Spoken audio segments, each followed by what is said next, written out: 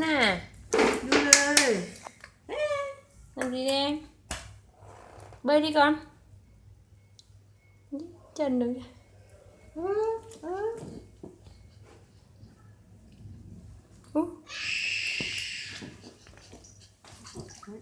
bơi nó không thèm lên trên xuống đáy đâu nhé. Đấy, đấy, đấy, đấy, đây.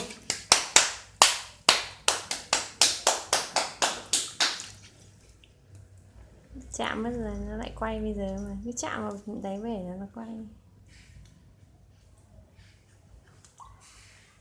Hôm nay cái chân nó hay thế, chân nó đạp rồi đấy, nó không thèm xuống đất, đáy luôn. Giỏi ghê nhỉ em nhỉ. Ngày thứ qua nó còn chìm dưới đáy nhá, hôm nay nó không thèm, nó nổi lên trên. Hôm nay nổi rồi à? Ô, giỏi thế nhỉ. Nổi lên trên này này, nó không thèm dưới đáy nữa. Jun à? Jun ơi, hôm nay bơi lên trên thì không thèm nổi xuống đáy nè. Hả? Ui à, ui à, ui à, ui à. Ra đây, bơi ra đây. Bơi ra đây, bơi ra đây. Bơi về đằng này, bơi về đằng này. Đấy. Bơi nổi chứ không thể bơi gì đáy nữa.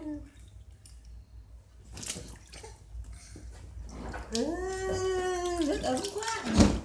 Nước ấm quá. Ui giời, ui giời, ui giời. Bơi ngửa. Bơi ngửa.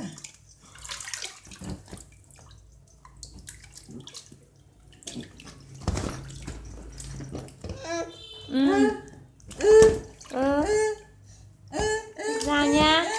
Ra chưa? Ra chưa? Ra chưa? Ra chưa? Ra chưa?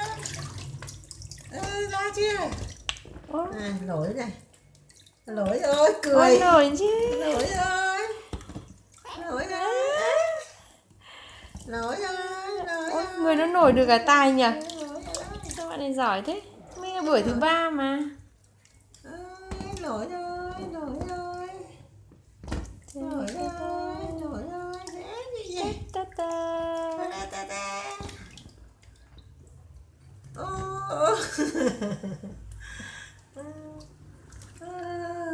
Đi kê.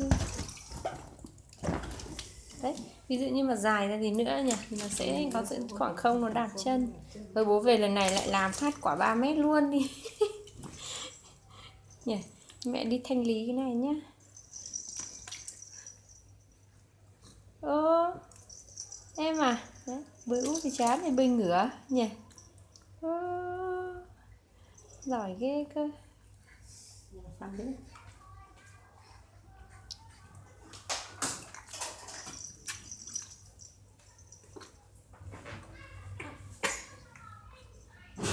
Sao thế?